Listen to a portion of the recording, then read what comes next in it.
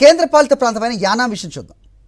ఈ నియోజకవర్గంలో ఎన్డీఏ అభ్యర్థి మల్లాడి కృష్ణారావు 6వసారి విజయభేరి మోగించి హిస్టరీ క్రియేట్ చేశారు. గత ఎన్నికల్లో పోటీకి దూరంగా ఉన్న మల్లాడి ఈసారి బీజేపీ నాయకత్వం పిలుపు మేరకు బరిలో దిగారు. ఎన్ఆర్ కాంగ్రెస్ తరపున పోటీ చేసి కాంగ్రెస్ అభ్యర్థిపై విజయం సాధించారు. మరోసారి పుదుచ్చేరి మంత్రివర్గంలో చోటు దక్కించుకునే అవకాశం ఉందని రాజకీయ విశ్లేషకులు అంచనా వేస్తున్నారు. పుదుచ్చేరి ఎన్నికల్లో ఎన్డీఏ ప్రభంజనం వీచింది. పుదుచ్చేరి మాజీ మంత్రి మల్లాడి కృష్ణారావు యానాం నియోజకవర్గం నుంచి మరోసారి గెలిచారు. ఇది మల్లాడికి 6వ విజయం.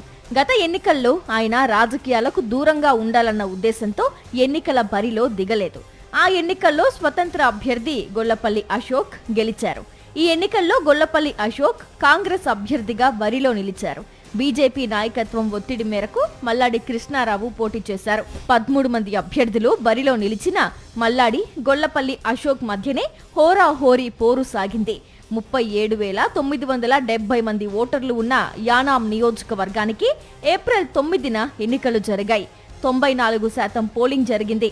ఇందులో మల్లాడి కృష్ణారావు కాంగ్రెస్ అభ్యర్థి గొల్లపల్లి అశోక్ పై 4,568 ఓట్ల మెజారిటీతో విజయం సాధించారు. గతంలో ఆయన 2 సార్లు మంత్రి పదవిని చేపట్టారు.